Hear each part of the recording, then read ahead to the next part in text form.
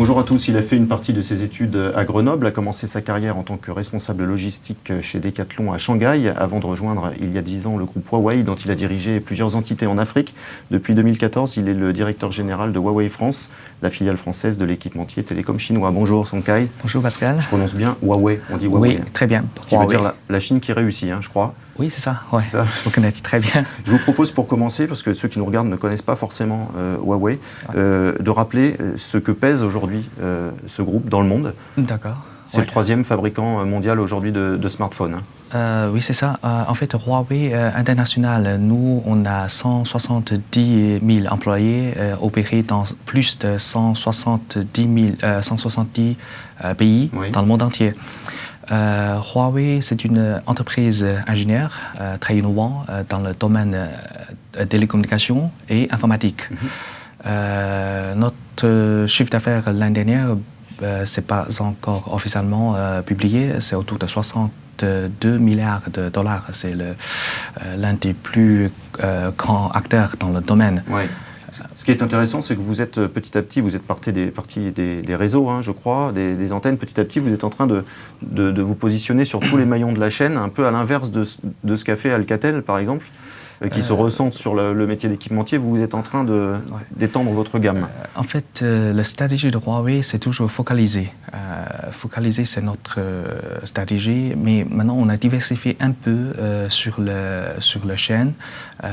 D'abord, c'est le pipe, c'est pour le réseau de télécommunications, ça c'est notre cœur de métier. Ça représente 70% de notre chiffre d'affaires. Après, c'est le cloud, c'est pour l'enterprise. Et pour le smartphone, pour le grand public. Comme ça, c'est le cloud, pipe et device. En France, Huawei, ça représente combien de salariés aujourd'hui? En France, maintenant, on a 600 collaborateurs. Parmi eux, il y a 140 chercheurs. On a créé 4 centres R&D en France. On a profité de la visite de notre fondateur avec Maniovas à fin d'année 2014, annoncer un plan d'investissement de 1,5 milliard d'euros pendant 5 ans et création de 600 emplois.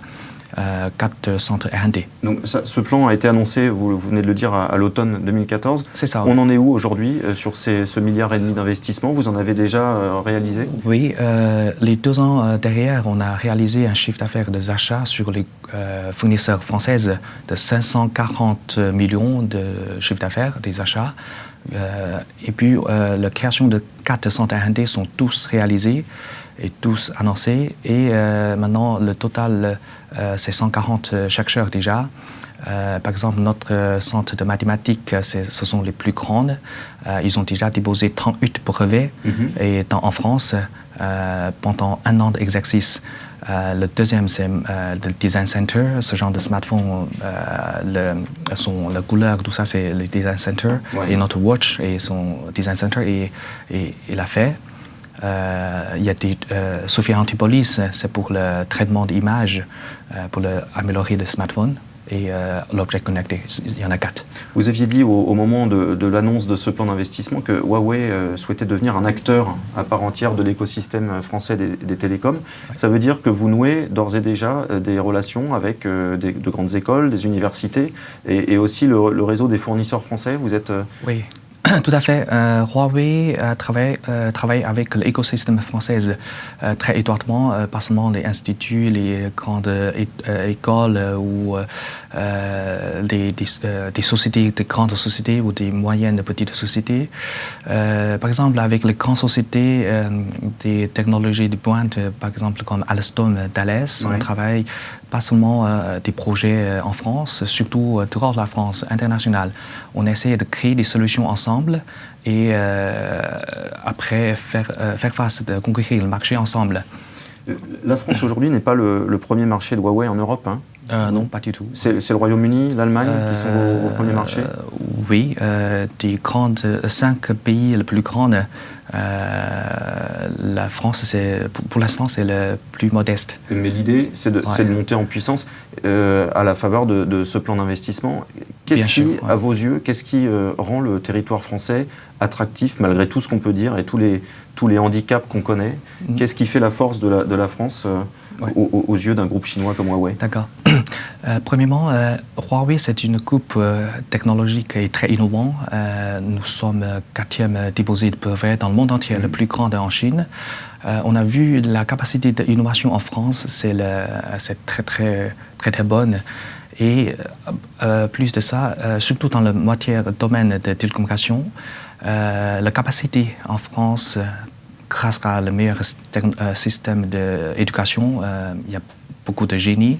Par exemple, mathématiques, on a trouvé autant de bons mathématiciens en France. Vous voyez, les mathématiques et l'algorithme, c'est fondamental pour la performance des réseaux, pour résoudre le problème de 5G, pour diminuer la consommation et capacité, efficacité de spectre, la fréquence, tout ça. C'est fondamental. On a trouvé cette compétence en France. Ce savoir-faire. Et à l'inverse, qu'est-ce qui vous semble aujourd'hui encore des handicaps pour un groupe étranger qui souhaite s'impliquer, s'investir ici? Pour Huawei, on a déjà opéré en France depuis 13 ans, surtout au début, quand on vient d'entrer en France en 2003. Dans cette époque, quand on vient d'arriver, on est un peu perdu parce que la France, la code et la recommandation est un peu compliqué à comprendre pour l'étranger. Mais grâce à l'aide de AFI, maintenant c'est Business France, on a petit à petit s'implanter, comprendre la recommandation et le code. Je le précise, c'est l'agence qui s'efforce de favoriser les investissements étrangers sur le territoire français. C'est ça, oui. Donc une agence comme celle-là a facilité votre implantation et vous aide à vous y retrouver dans le millefeuille administratif français notamment. Tout à fait, oui.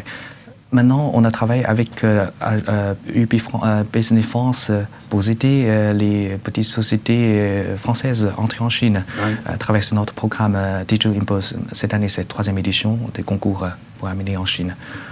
J'aimerais qu'on parle un petit peu de vos produits. Vous avez, à l'occasion du congrès de Barcelone le mois dernier, vous avez présenté une tablette pour les professionnels. Alors, on peut s'étonner que Huawei se positionne sur ces tablettes alors qu'on dit que le marché des tablettes ralentit. Vous considérez que vous avez encore du business à faire dans ce domaine? Oui, surtout, on a annoncé à l'occasion de Barcelone le MateBook. C'est comme Windows Surface ou ce genre de produit tactique et c'est un ordinateur mais utilisé à Windows, exploitation de Windows. Bien sûr, c'est comme dans le smartphone, c'est beaucoup de concurrence. Vous voyez en Chine, la concurrence est énorme, mais ce genre de smartphone, c'est grand public, le volume est grand. Huawei pense que si on a, avec notre presque 90 000 ingénieurs qui font la recherche, on peut apporter les bons points d'innovation. On va annoncer le produit en France bientôt, comme ça vous allez tester, il y a beaucoup de différences. Et alors le grand rendez-vous dans le secteur techno, c'est la présentation du prochain smartphone qui est le P9, qui sera présenté à Londres, début avril, avec des innovations à la clé, notamment en termes de photos. Oui, c'est ça. C'est ce qu'on attend. Vous avez annoncé un accord avec Leica. Avec Leica. Qu'est-ce qu'il aura de révolutionnaire, ce P9? Ce P9, c'est la capacité de, pas seulement la photo et surtout le chipset, c'est Huawei, on a construit nous-mêmes. C'est la capacité comparée les autres chipsets américaines. C'est beaucoup, même il y a beaucoup d'indicateurs et performance est meilleure. Bien sûr, la photo est un des facteurs clés. Ils ont 2 caméras. C'est comme une photo de professionnel. Vous pouvez tester, c'est magnifique. Vous donnez combien de temps pour détrôner Apple et Samsung sur le marché des smartphones? Mais en Chine, on a déjà dépassé. On est numéro 1 de quantité vendue en Chine 2015, déjà devant Samsung et Apple. Mais bien sûr, dans le monde entier, on est toujours le 3e. Il y a un grand écart entre Samsung et Huawei. Mais c'est une ambition de rapprocher petit à petit. Et de devenir numéro 1, c'est l'ambition revendiquée du groupe Huawei? Tout à fait. Bien sûr, il faut faire toujours l'innovation, des meilleurs produits, les bonnes qualités-prix et bons services après le vente. Tout ça, ça compte. C'est pas facile, c'est toujours faisable. C'est l'ambition. Merci beaucoup, Song Kai. Merci à vous. À bientôt. Merci Pascal. Merci.